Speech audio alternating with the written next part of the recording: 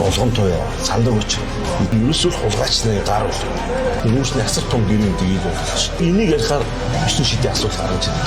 Тэгээ хариултын дагуу тагнуулын ерхий газар тогтоож гисэн байна. Сайн зэрэг бол улсын хурлын тайлбар биш шоронд байх хэрэгтэй. За улсын их хурлын дэд дарга болгон туяаг үндсэн үзэгцэн хэмээн улсын их хурл дахь Монгол Ардын намын бүлгээс дэд даргаас нь одоо чөлөөлнө гэдэг шийдвэрийг гаргаад байгаа.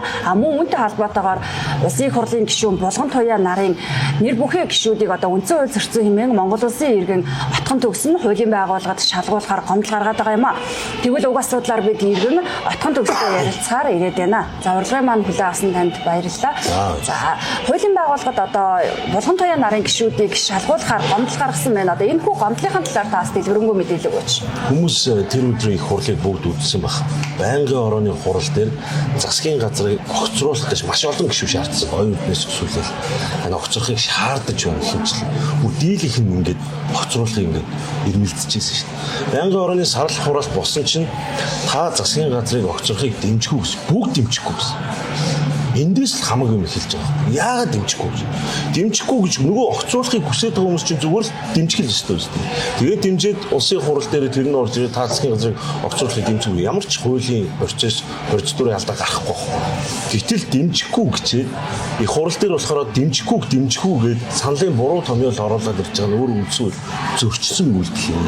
Жишээлбэл улсын хурлын гишүүн наараа хэд өглөө гэж ирцээ бүртгүүлчихэд конопт арахгүй байна гэдэг чинь тэр хүн байхгүй мөртлөө огцруулах санал хураалтанд оролцож байгаа. Энэ нэг талаас иргэдэд одоо ийм хуулийн талаар мэдлэг өгөх баг. Нөгөө талаас үндсэн хуулийг зөрчиж болдог гэдгийг юусоо харуулдаг байна. Иргэд нэг карманы хулгай байвал ялан шууд ирдэг.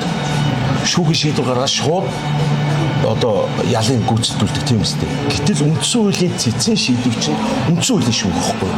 Тэндээс шийдвэр гарч чадах чинь хуулийн байгууллагын таг. Өнөөдрийн Монголын нийгмийн өвдөлттэй байдал энэ баггүй. Тэгээ яагаад таг байгаад байгаа? Энийг би эсэргүүцэж байна гэдэг. Та санаж байгаа бол шүүгч нарын нэг ёс цахилгаан орны хурал болох гэсэн чинь болоогүй шүү дээ. Яагаад гэсэн чинь нөгөө гомдлог үгүйгээд тэр нь би албаар гомдол гаргаж өгч байгаа. Бүр энийг шалгав. Энийг эцсэл за улсын хурлын гишүүнээс бүрэн ирэхээс татахын прокурор хийх юм байна. Одоо шалгах ёстой газрыг шалгуулахын тулд ерөнхий газар ингээ хариулт тогтоолохгүй гэсэн тагнуулын ерөнхий газар хариулт тогтоолж өгсөн байлээ. Нийтээ тэр бичгийг ингээ файлаар өгч хэлэлцсэн байна. Ер нь таны хуулийн байгууллагад гаргасан гомдлын агуулга нь ямар агуулгаар гаргасан баг юм бол? Үндсэн хуулийн цэц гэдэг бол үндсэн хуулийн шүүхээ. Цэцээс үндсэн хуулийн шүүхээс ингээд хууль зөрчсөн байна гэж үзгээд яг зохистой журмынхаа дагуу хариуцлага тооцох ёстой. Жишээлбэл төрийн эрхийг хуулбарсаар авах үйлдэл байсан. Тэ? Хэрвээ тийм бол тэрийг шалгаач, тогтоогооч, нотлооч. Иргэдэд бол хууль нь яг нэг цагийн дараа гэхэд хэрэгждэг байхад яагаад улсын хурлын хэмжихгүй байна? Хоёр, яагаад энэ бүлэг хүмүүсийн зөвхөн гар бүлүүдээ ардлын эцэслэн шалгаа гэдэг ийм товчгоод агуулгатай гомдол өсөлтөө. Тэгээ хариултын дагуу тагнуулын ерхий газар тогтоож гисэн байна. Сайн зориг сандаг очир нарын хувьд одоо та яагаад үндсэн хууль зөрчсөн гэж үзээд одоо хуулийн байгууллагад шалгуулах болов гэдгийг бас дэлгэрүүлж ярьж байгаа ч. Сайн зориг сандаг очир гэдэг чинь төрийн байгуулалтын байнгын орон дээр засгийн газрыг огцруулахыг хамгийн их дэмжиж ирсэн хүмүүс яагаад дэмжихгүй гэдэг санал өгч байгаа. Уншиж чадна үстэй ядаж. Та засгийн газрыг огцруулахыг дэмжихгүй гэсэн чинь манай гишүүд маань дэмжихгүй гэж санал өгч байгаа байхгүй. Тэгсэрнээ амаараа бол огцрол гэдэг байгаа үстэй. Гэхдээ эн чинь өөртөө ямар хуурамч, худалч, цусармаг, бялдууч новшнууд гэдгийг харуулдаг. Сайн зориг өөрийнхөө эрх ашиг хамгаалах биш, эзнийхээ эрх ашиг хамгаалдаг. Тэр энэ бүхний зангилаа тайлбарлахад амархан байхгүй. Улсын их хурл дахь одоо Монгол Ардын намын бүлгээс бол улсын их хурлын дэд дарга одоо болгон туяаг дэд дарганд суудлаас нь чөлөөлөх шийдвэрийг гаргаад одоо энэ асуудлыг ингээд хариуцлага тооцчлоо гэдэг агуулгаар одоо чөлөөлөхөд байна. Тийм. Энэ дээр бас та ямар байр суурьтай байгаа вэ? Эний чи ямар хариуцлага гэдэг юм бэ? Иргэд ингээд тартаа дээрс нь нийгэм одоо яг ямар асуудал вэ? Багш нарын цалин гэл ингээд жагсаал зурлаа хүчнөө юм болж тий. Энэ болгон чи ардаа улс төрчлөлттэй л байгаа шүү. Яагаад өмнө 6 жил цалингаа нэмэх гэж чагсаа вэ? Өөрсдөө хамгийн их сонгуул өгдөг хүмүүс нь төрийн албаагч. Хамгийн их сонгодог нь энэ хүмүүсээс сонгодог. Тэгээ өмнөх 6 жил ингээгүйж яг 100 хоног засагласан зандаа шитрийн засгийн газар дээр ингэ чинь тэнийг ерөөс хайм утгагүй асуудал байхгүй. Би зандаа шитрийн засгийн газрыг өмөрөөгүй шүү. Зүгээр бодиттой л хийж байгаа. Бүгдээрээ л адилхан. Гэхдээ ганц миний зүгээр баярлаад байгаа юм оптик гэрээнээс гадна нүүрсний асар том гэрийн тгийг болчих. Яг энийг ярихаар бичсэн шидийн асуудал гарч ирдэг.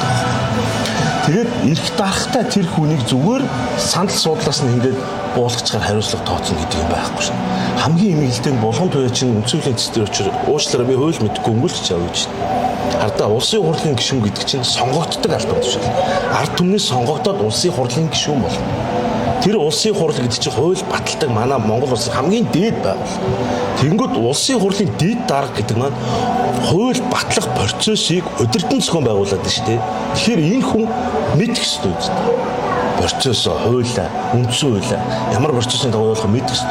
Гэтэл би мэдэхгүй гэж сууж байгаа чинь эмгэнэл واخгүй. Тэрийг мэддэг хүн удирдах ёстой болохоос мэдхгүй хүн очиж удирдах тийм асуудал биш. Ийм энгийн 10 жилийн хүүхдээс асуусан ийм энгийн асуудлаар уус төрж байгаа эмгэнэл би бол энийг заавал хариуцлага тооц хуулийн байгууллага шалга тэр сайн зөрөгч гэсэн биш. Гарын үсэн 360 тэрбум мөрчд бий очоод өдөө хууль зөрчсөн зүйл шүү дээ.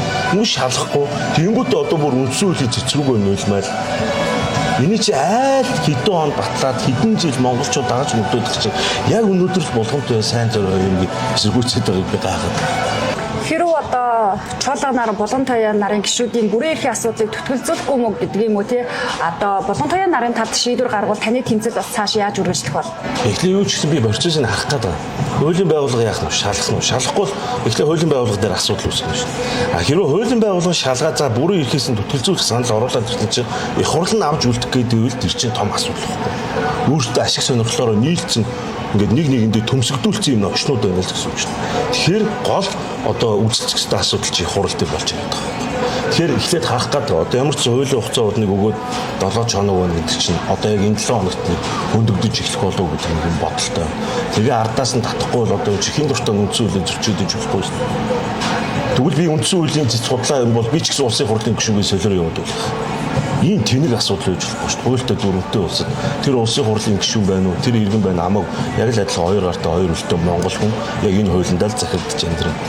Ер нь одоо иргэний үргээл гүйцэтгэж байна гэж ойлгож болох уу? Ер нь бол би сая иргэдийн хурлын сонгуульд дэвшсэн ардчилсан намын залуу гишүүн. Ер нь нийгэмд ингээ оролцоотой байдаг гэдгийг ер нь монголчууд ер нь мэдэх баг. Тэр үүднээсээ заавал өгч байгаа. Одоо магадгүй одоо булган туяа нарын гишүүдийг үндсэн хууль зөрчсөн гэж хуулийн байгууллагад гомдол гаргаж байгаа гэж цаана ямар нэгэн эрх ашиг байгаа юм шиг үстэй гэдэг бас зарим хүн нөгөө талаар бас харж байгаа шиг байна л да. Жишээлбэл ямар эрх ашиг эргүүнд ямар эрх ашиг өндөгдөн гэж би хууль ижил тэнцүү эрх ашигтай тэр дарга цэрэгт нь үйлчлэхгүй биш эрэгт нь үйлчлдэг биш юм даавал стандарт хүнийг амьдрахыг хүсэж байна. Хэрвээ эдгээр ингээд үндсэн хуулиар зөрчөөд ингээд явуулдаг бол бид нар ч гэсэн хуулийн захирагдаж амьдрах ямар их вэ?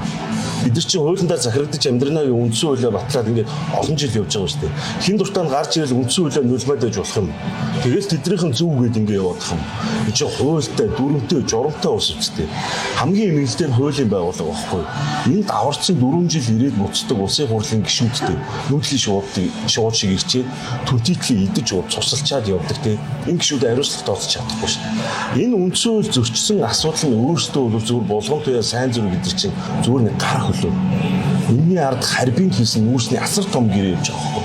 Зүгээр жишээлбэл би танд ингээд ухаалаг учиртай хүн болгоо одоо ингээд ороод харна шүү. Өнөөдөр дэлхийн зах зээл дээр нүүрс кол энэ араа $109 ийм байж хаад харбин хийсэн нүүрсний гэрээ чинь хатуу гээд $50 гэрээ хийсэн байхгүй.